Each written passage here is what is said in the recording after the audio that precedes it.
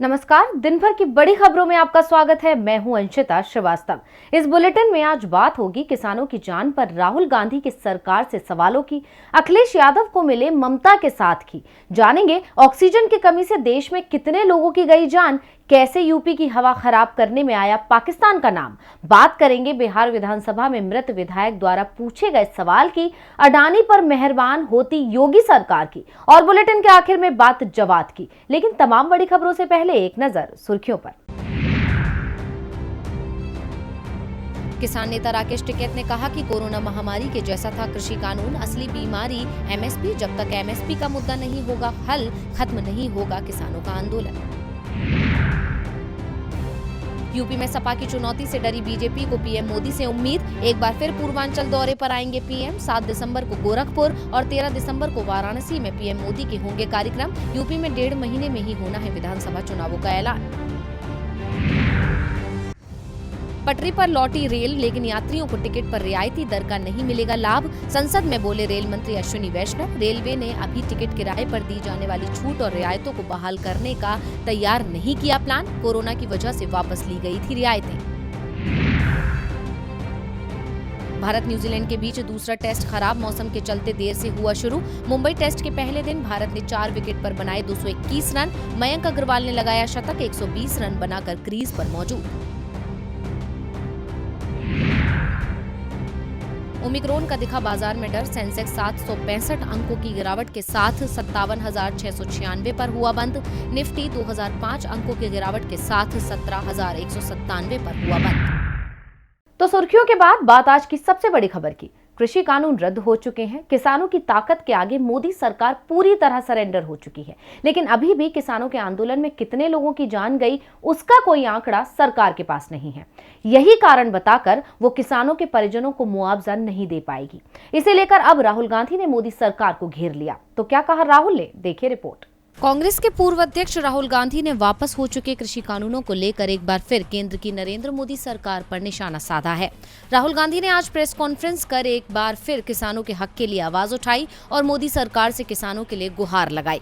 किसान आंदोलन के दौरान जान गंवाने वाले किसानों के परिवारों को मुआवजा देने की मांग करते हुए राहुल ने कहा कि हम उन लोगों की सूची मुहैया कराएंगे जिन्होंने आंदोलन के दौरान अपनी जान गंवाई।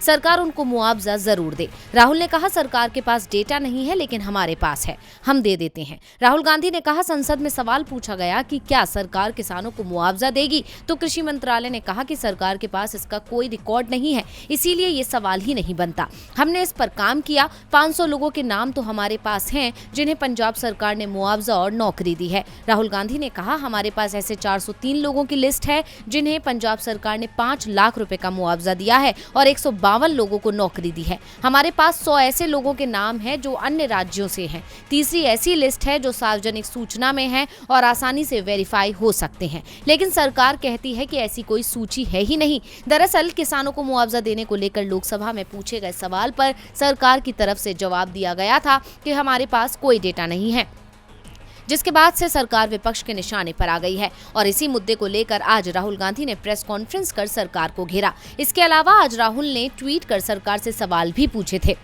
राहुल ने ट्वीट कर कहा था, जब प्रधानमंत्री ने कृषि विरोधी कानून बनाने के लिए माफी मांग ली तो वे संसद में ये भी बताएं कि प्रायश्चित कैसे करेंगे।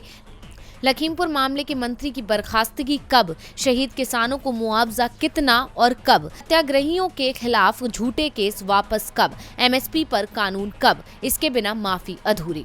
अब राहुल गांधी ने एक बार फिर किसानों के लिए आवाज उठा दी है। साथ ही कल संयुक्त किसान मोर्चा की बैठक भी होने वाली है। अब देखना होगा कि किसान अब सरकार के इन जवाबों के चलते क्या फैसला लेते हैं। साथ ही राहुल के मुआवजे देने की बात उठाना किसानों के फैसले पर कितना असर डालता है। राहुल गांधी ने उन किसानों की सूची सामने रख दी जिनकी जान किसान आंदोलन के चलते गई, लेकिन मोदी सरकार इतनी जल्दी किसानों को मुआवजा देने को तैयार होगी ऐसा लग नहीं रहा है, क्योंकि बीजेपी तभी किसी मांग को मानती है जब उसे चुनावों की चिंता होती है, और इस समय उसकी चिंता किसानों से ज्यादा अखिलेश यादव ने बढ़ा रखी है।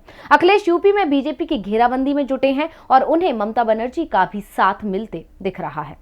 साल 2017 में कांग्रेस का हाथ थामकर यूपी के लड़के का नारा लगाने वाले अखिलेश यादव के मन में इस कदर कड़वाहट भरी है कि वो अब की बार हाथ मिलाने को तैयार नहीं है।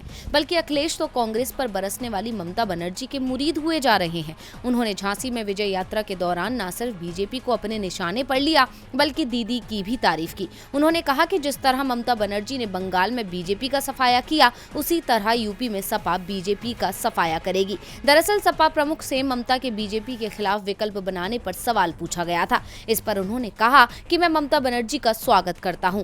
जिस प्रकार से उन्होंने बंगाल में बीजेपी का सफाया किया है, अब यूपी में भी हम यही काम करके दिखाएंगे। इसी के साथ ही अखिलेश ने बीजेपी पर बरसते हुए कहा कि बुंदेलखंड की जनता ने बीजेपी को जमकर वोट दिए थे, लेकिन उन्हें बदले में कुछ नहीं मिला। डबल इंजन की सरकार ने बुंदेलखंड के लिए कुछ नहीं किया, उल्टा जो काम पिछली सरकार ने चलाए थे उन्हें भी बंद कर दिया। लेकिन इस बार यहाँ की जनता बीजेपी को शून्य कर देगी। बीजेपी के लिए बुंदेलखंड के दरवाजे बंद हो जाएंगे। इतना ही नहीं, अखिलेश यादव ने कहा कि ये नाम बदलने वाले लोगों को जनता बदल देगी। बदलाव होगा, लहर चली है, जनता लहर की ओर चल रही है। इस सरकार ने पुलिस के माध्यम से अन्याय कराया है, इसकी कल्पना नहीं कर सकते। जाति धर्म के आधार पर भेदभाव किया गया। इस बार बीजेपी का सफाया हो जाएगा। अब अखिलेश ने भले ही अपने भाषण में बीजेपी के खिलाफ जोरदार हुंकार भरी हो, लेकिन ममता का मुरीद बन उन्होंने नए संकेत भी दिए हैं जो कांग्रेस के लिए न केवल यूपी में बल्कि महागठबंधन में भी मुश्किल पैदा कर सकते हैं। यूपी में बीजेपी की मुश्किलें बढ़ती दिख रही हैं। वैसे मुश्किल तो पूरे देश की ही बढ़ती दिख रही है। कोरोना का नया वेरिएंट देश में प्रवेश कर चुका है। इस बीच आज संसद में स्वास्थ्य मंत्री ने कोरोना की दूसरी लहर को लेकर चौंकाने वाली जानकारी दी। उन्होंने दावा किया कि दूसरी लहर में ऑक्सीजन की कमी को लेकर सिर्फ राजनीति की गई, जबकि पंजाब को छोड़कर कहीं भी ऑक्सीजन की कमी से किसी की जान नहीं गई। तो क्या कहा स्वास्थ्य मंत्री ने और कैसा रहा आज संसद का नजारा, देखिए रिपोर्ट। संसद के शीतकालीन सत्र के 5वें दिन लोकसभा और राज्यसभा में हंगामे के बीच कामकाज शुरू हुआ। हालांकि 12 सांसदों के निलंबन पर आज भी विपक्ष ने अपना धरना जारी रखा, लेकिन नई बात ये रही कि आज बीजेपी सांसदों ने भी विरोध प्रदर्शन किया और उन्होंने ये प्रदर्शन विपक्ष के धरने के विरोध में किया। इसके साथ ही संसद में कई मुद्दे भी उठे। राज्यसभा में बीजेपी नेता सुशील मोदी ने ऑनलाइन गेमिंग को रेगुलेट करने की मांग की। इसके अलावा आज लोकसभा में कोरोना पर भी चर्चा हुई। चर्चा का जवाब देते हुए स्वास्थ्य मंत्री मनसुख मांडविया ने कहा कि कोरोना की दूसरी लहर से ऑक्सीजन को लेकर देश में खूब राजनीति हुई। ऑक्सीजन की जरूरत 900 मीट्रिक टन से बढ़कर 2500 मीट्रिक टन तक पहुंच गई। जब ऑक्सीजन की जरूरत 1500 मीट्रिक टन बढ़ी तो सरकार ने उसे भी अलग अलग माध्यमों से उपलब्ध कराया। ऑक्सीजन की कमी से जिन लोगों की जान चली गई, इसकी रिपोर्ट जब राज्य सरकारों से मांगी गई तो केवल पंजाब ने कहा कि ऑक्सीजन की कमी से 4 लोगों की जान गई है। लोकसभा में स्वास्थ्य मंत्री ने कोरोना से निपटने के लिए राज्यों को दी गई राशि के बारे में जानकारी दी। उन्होंने कहा कि कोरोना काल के दौरान भारत सरकार ने राज्यों को मदद के लिए 70,240 करोड़ की राशि उपलब्ध कराई थी। स्वास्थ्य मंत्री ने सभी सवालों के जवाब दिए। इसके अलावा लोकसभा में दिल्ली विशेष पुलिस स्थापना संशोधन विधेयक 2021 और केंद्रीय सतर्कता आयोग संशोधन बिल 2021 पेश किया गया, उस पर चर्चा हुई। जबकि राज्यसभा में निजी विधेयक कंपनी संशोधन विधेयक 2019 पर चर्चा हुई। सबसे अहम बात ये रही कि आज राज्यसभा में भी काम हो सका। संसद में कामकाज शुरू होना अच्छे संकेत हैं, लेकिन स्वास्थ्य मंत्री का दावा जरूर हैरान करने वाला है। वैसे हैरान तो आज सुप्रीम कोर्ट भी हो गया, जब प्रदूषण को लेकर चल रही सुनवाई के दौरान यूपी की ओर से अजीबोगरीब दावा किया गया। यूपी की ओर से सुप्रीम कोर्ट में बताया गया कि दिल्ली के प्रदूषण के लिए यूपी जिम्मेदार नहीं है, बल्कि पाकिस्तान इसका सही मायने में जिम्मेदार है।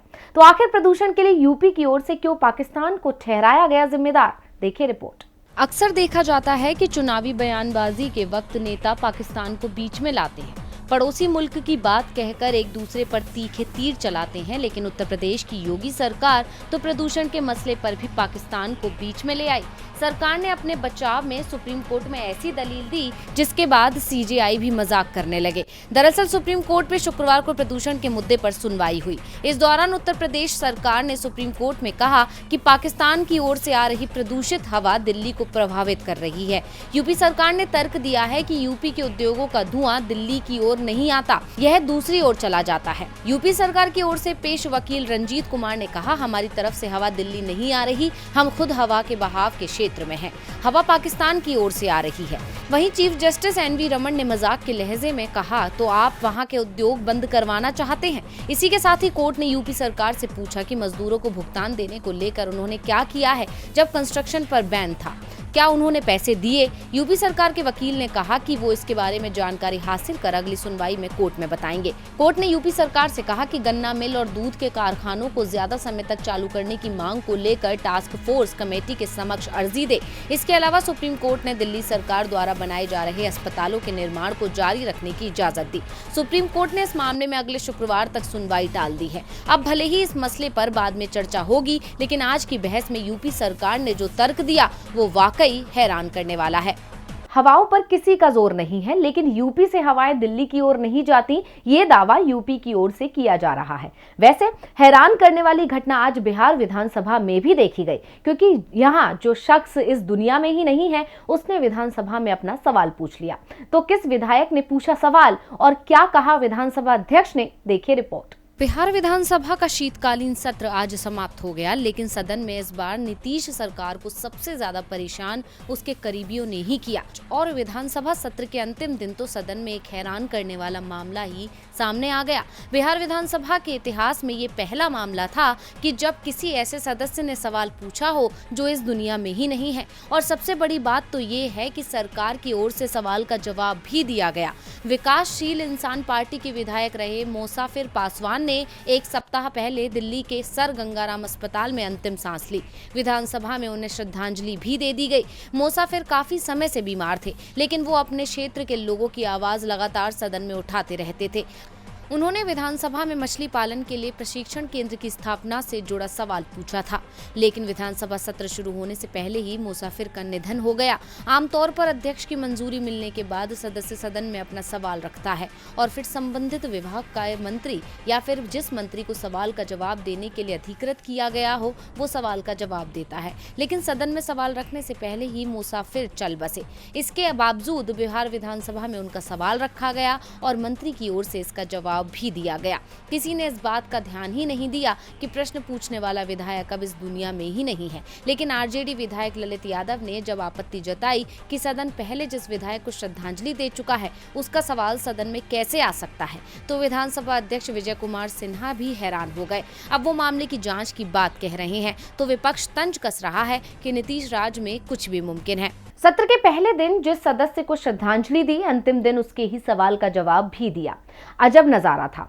वैसे नजारे यूपी में भी अजब गजब दिखाई दे रहे हैं। कांग्रेस तो पहले से ही बीजेपी पर आरोप लगाती रही है कि ये सरकार अडानी और अंबानी की सरकार है और अब यूपी सरकार के एक फैसले ने इस पर मोहर भी लगा दी है। तो क्या है योगी सरकार का फैसला जिस पर उठ रहे हैं सवाल? देश के अधिकांश पोर्ट अडानी की कंपनी को रखरखाव के नाम पर या तो दे दिए गए हैं या फिर दिए जा रहे हैं। हवाई अड्डे को लेकर भी ऐसी ही स्थिति दिखाई दे रही है। रेलवे स्टेशनों को भी विकास के नाम पर इन्हें अडानी की कंपनी को सौंपने की कोशिश चल रही है। और इसके बाद अब जो खबर सामने आ रही है उसमें बताया जा रहा है कि अब देश की सड़कों पर भी अडानी की नजर पड़ चुकी है। यूपी का बहुचर्चित गंगा एक्सप्रेस वे के काम का जिम्मा अडानी ग्रुप को सौंप दिया गया है। यूपी की योगी सरकार ने प्रयागराज से मेरठ तक प्रस्तावित 594 किलोमीटर लंबे 6 लेन गंगा एक्सप्रेसवे को बनाने का काम अडानी समूह व IRB इंफ्रास्ट्रक्चर डेवलपर्स को सौंप दिया है।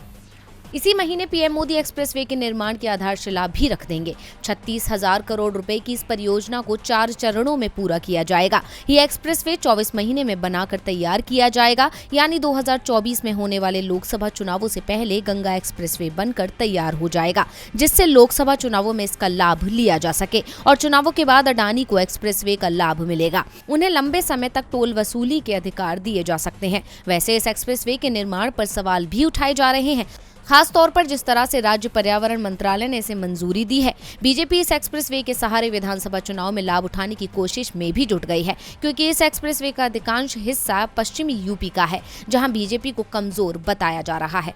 और बुलेटिन के आखिर में बात जवाद चक्रवात की।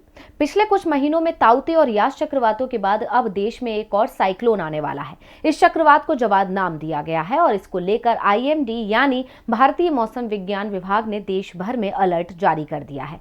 मौसम विभाग ने संभावना जताई है कि जल्द ही जवाद मध्य बंगाल की खाड़ी में चक्रवात के रूप में विकसित हो सकता है।